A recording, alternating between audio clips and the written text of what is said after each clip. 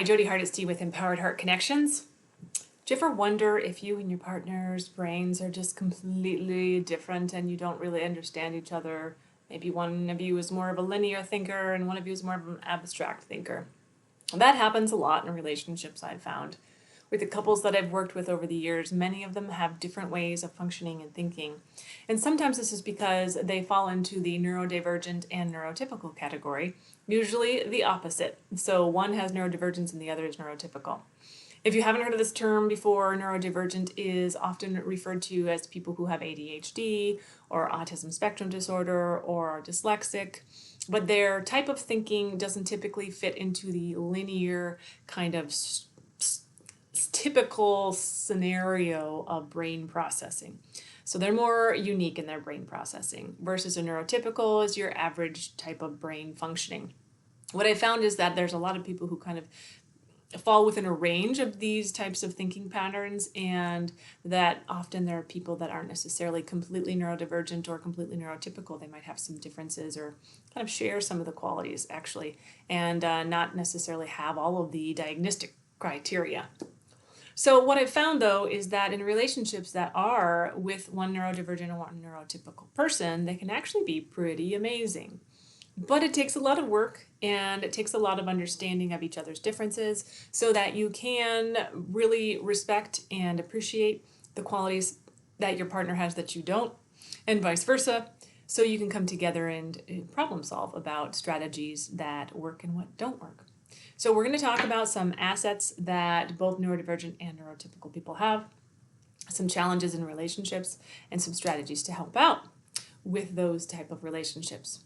So assets of neurodivergent people, they're often very creative and intuitive, and they're out of the box kind of thinkers. So they can figure out problems or solving problems that aren't necessarily those linear answers. If those linear answers don't work, they're really good at thinking outside the box and being creative with coming up with solutions. They also usually have an intense emotional depth, even if they're not so great at expressing it sometimes. They're often very passionate. They can be high energy, but they're often very spontaneous, and they're often fun to be around. They can have a big sense of resilience because they have really learned to adapt in a world that's not designed for their type of brain. They're living in a world that's very linear, and they don't think that way. So this also often can help them have a real sense of empathy for others who maybe don't fit in, or maybe others who are struggling, because they can really see what the drawback of that is, how difficult that is. Assets of neurotypical partners, and again, these aren't all or nothing. These are just kind of some characteristics that I've noticed over the years that are consistent, and again, not always with every couple, not always with every neurodivergent or neurotypical person. But neurotypical partners usually have structure and predictability, right? They are better at the linear type of thinking than the neurodivergent typically are. They do have emotional regulation, right? They're usually kind of chill, maybe keep their emotions in check, and are often consistent with their emotions. They're very good at goal-oriented tasks and those structured kind of approaches. They often love planning. And they're typically more fluent in social communications or norms, those standards, right? They kind of learn how to adapt into those standards that fit into those linear categories. And they can provide a good sense of grounding and stability, particularly for a neurodivergent partner. So, but some difficulties that these two can discover whenever they're in a relationship is communication mismatches. So maybe one of you is really literal and has to have it spelled out pretty clearly, and the other one likes to do more nuanced communications, and they can kind of pick up on cues a little bit better. Versus, in some situations where this can be reversed, right, is sometimes these neurotypical people maybe struggle with being direct, and they're kind of looking at more nuanced because they're better at picking up those clues. But often both couples really need more literal, direct translation of what their needs are. And we're going to talk about more strategies to cope with these differences as we go here. Another challenge is a time and priority clash. So one of you may be on time or early, maybe you're 30 minutes early every time, and that drives your spontaneous partner crazy because they really want to be, fashionably late. So this can, again, be something that can really need some balance so that the two of you can find a middle ground. Task management can be challenging as well. So executive function differences can feel like one partner's maybe carrying more of the load than the other, and that can get really frustrating. So again, we'll talk about some strategies here in a moment. Emotional regulation, one partner may be completely shut down and withholding, and the other may escalate emotionally.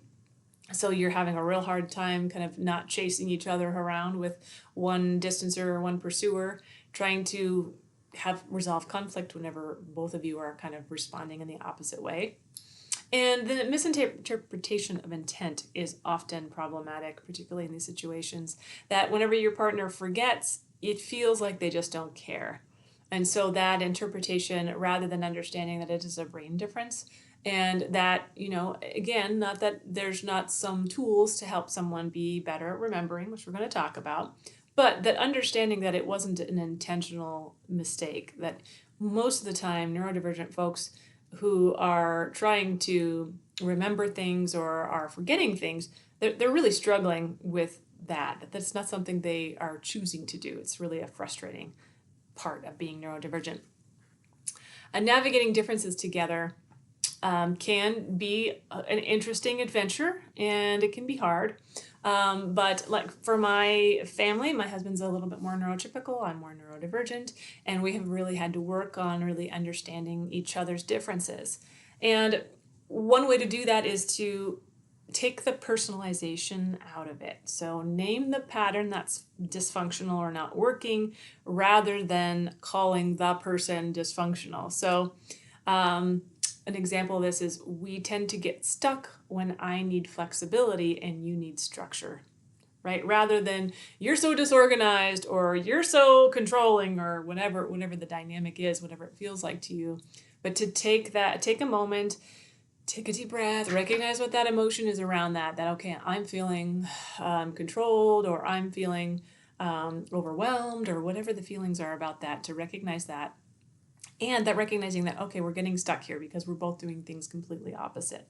And again, just because your partner needs structure doesn't mean that that's a bad thing. If your partner needs flexibility, neither one of those are right or wrong. It's just finding that middle ground that can be quite challenging. Creating a shared language can be significant.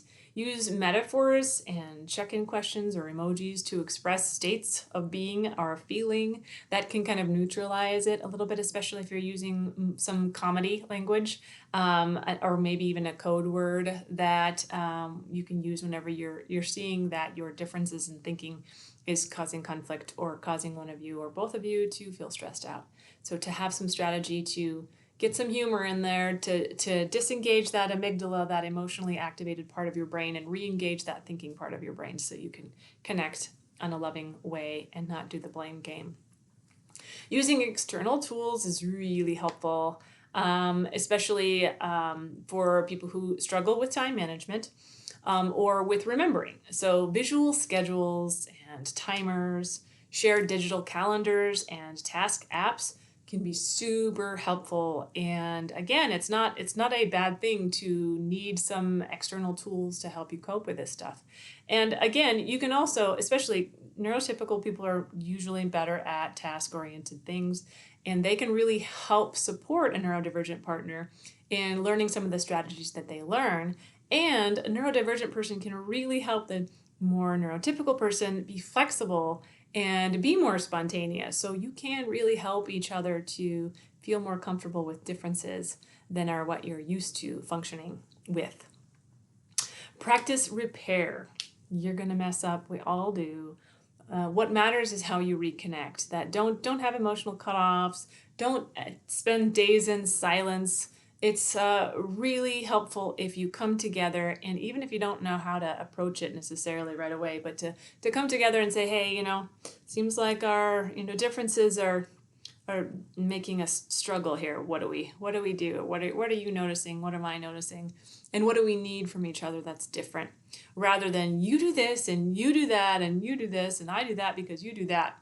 None of that is very helpful, but really being able to say, hey, you know what? I asked you to unload the dishwasher yesterday like 3 times and you still didn't do it, and it's really frustrating for me. It feels like you don't care. Can we talk about maybe some strategies to help you remember?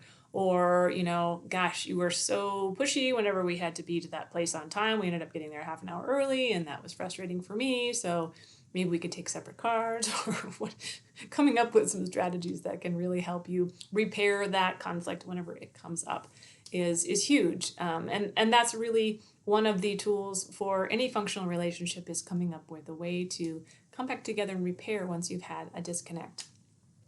Getting curious, not critical, is super helpful in any relationship dynamic. So asking what's happening for you right now instead of why are you doing that again, right? Those are two totally different approaches. Is if you're able to kind of engage your partner as if you love and care about them, right? Because you do. And try to understand their perspective rather than just jump to a conclusion that they're trying to irritate me again, or they're just being careless again, or they're being controlling, or whatever it is that is a struggle for you and your dynamic. That really making sure you are getting clarity about, hey, how do we connect on this, rather than what's wrong, what we're pointing to that's wrong, who are we blaming, and how are we promoting the conflict. So to conclude, final takeaways here is that relationship compatibility is not always about being the same or thinking the same way, but it is about making sure that you're communicating. It's making sure that you're understanding and learning from each other, and that, as I always say, you're both willing to learn and grow in the relationship. No relationship can be successful if we stay stagnant. We have to be able to be flexible in some way. And that may be adapting to your partner's differences. So no pairing is doomed, but understanding each other, again, is crucial. And your strengths to support the other's struggles is really going to make a significant difference in your ability to repair and reconnect. And it's not about fixing each other. It's about finding rhythm in your differences and being able to find connection and commonality on the things that you do connect on, right? Like your values and the reasons why you're together, because something brought you together and is keeping you together in the first place. Thank you so much for watching. Please like and subscribe if you found this helpful, and maybe even share it with your friends. And thank you again.